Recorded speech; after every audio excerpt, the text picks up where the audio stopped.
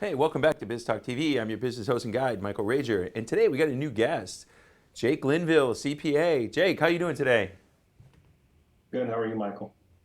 Oh, great, man. It seems like you do a lot of things out there in the CPA world. One of the things you really like to do is start looking with software and helping the businesses streamline that accounting. Because I know as a business owner, none of us like to do that.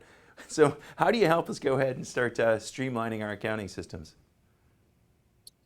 Well, first of all, it's important to streamline those systems, implement ideally cloud-based systems that can integrate to each other, so they can talk to each other, so you can minimize the back office spend and keep more of those profits for your business and yourself.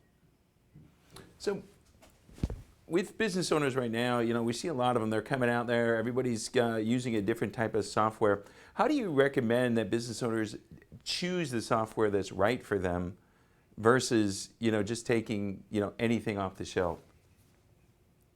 Well, first of all, it depends on their size. So if it's a small to medium-sized business, 9 times out of 10, they're going to go with QuickBooks. If you are going to go with QuickBooks, I highly recommend you go with QuickBooks Online because QuickBooks is actually slowly fading out their desktop versions. But if you're starting to become more of a medium to large size business, I highly recommend you consider platforms such as NetSuite or Sage Intacct, or others that have robust reporting capabilities, as well as um, they have more ability to track details than QuickBooks or an equivalent could do. See a lot of it, here we're seeing a lot between QuickBooks and Zero and some things that are going. I know my business partner's in Australia, and he said everybody's moved from QuickBooks to Zero. And I get asked a lot as a business coach, all right, I've got to do this. I need to make it easy. What do I need to do? And how do I make a decision? So it's a really important thing that I see with business owners. I want to talk a little bit about controllership. You help businesses, as a controller. When do business owners need to start? When do they should they start looking for a controller? At what stage of growth? I would say when you get to the point where you feel like things are growing faster than you can control them, where you need someone to come in and be a controller. Um, and that may be vague, but the key is making sure that you've got controls in place to make sure that your business is successful, and you have controls around the key processes to make sure that you get the accounting done correctly and timely. One thing that is out there that a lot of folks haven't been made aware of is that you don't have to hire a full-time controller. So a controller, depending on where you are in the country, can run you anywhere from 75K to 200, 250K a year. But you can actually hire a fractional controller. I also do that work. So you can hire someone for 10 hours a week or 20 hours a week. And it makes it more affordable, and it makes it so that you can grow and have the controls in place while you grow. So to answer your question, Michael, as you go from small to medium, I would highly recommend you go to a fractional controller. And as you feel like you're going from medium to large, I would highly recommend looking at, if not a three-quarter time, if not a full-time controller. So when we start moving and taking that jump from small to medium, you talk a lot about controllers putting controls in place to make sure things are guarded against. What are some of the most important things that business owners should be looking at to make sure that those controls are in place? So the most important control, I believe, should be around your cash. And secondly, and related, is your accounts payable.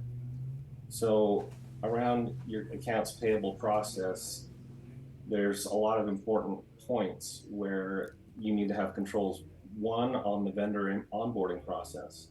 So as you onboard vendors, you need to make sure that an employee is not onboarding themselves and wanting to pay themselves with your money. And two, you want to validate that that's a legit entity so that they're not on a watch list from the federal government or a terrorist list or anything like that. And thirdly, I would say make sure that you keep separation of duties in mind. So when I say that, it means the person that's receiving the cash payments, it isn't also reconciling the bank statement and also applying those payments to customer accounts, because that creates an environment where fraud is easily to propagate. So in this, we're getting there. We're looking at these things. We're putting in, these controls and these systems to make sure that, cash is going, account payable, everything is going that way. Are there softwares out there, and is there things that we can utilize as a business owner to make that easier for us? So when we're reporting, our numbers to you, I work with a lot of fractional CFOs. So I haven't really worked with any fractional controllers yet. So what can we put in place to make sure that you're getting the best data you need to get so you can help the business owner make the best decisions based on that data? So around accounts payable, the number one system out there is called Tipalti. It's Tipalti. They're fantastic. They take 80% of the work out of all accounts payable. So to give you an idea, an employer that I worked for where I implemented Tipalti, we went from having 35 employees, and I was the one-man band. I was the controller, and we started growing, and within 12 months, we went from being a private company to a public company, having over 100 employees. And then after that, we had 225, 250 employees within less than 2 years. And we were spending millions and millions of dollars every month. But the kicker is when we implemented Tipalti, we only had one part-time person doing accounts payable the whole time. We were growing from 35 employees to 225. And as you can imagine, when there's 35 employees, there's only a handful of people making decisions around what we're going to spend. But when you get up to 100 or 225, there's a lot more people trying to spend the money. And we were able to have just a part-time person, and that's almost unheard of. No, that's awesome. I see it. I got a couple companies that I'm working with right now going through that hockey stick growth stage, and so I know it's really important. So if people want to get a hold of you and learn a little bit more about your skills and expertise, how do they do that? So you can go to streamlined with a d-cpa.com,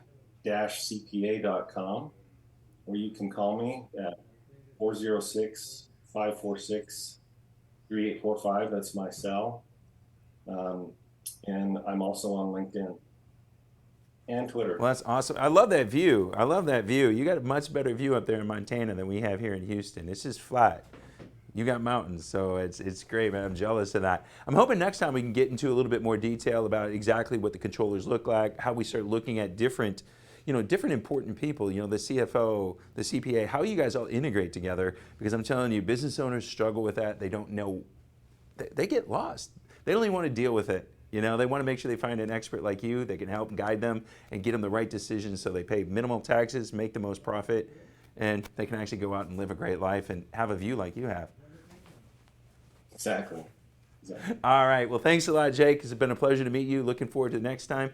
This is Michael Rager, your business guide. We're going to be back with more Biz Talk TV right after this.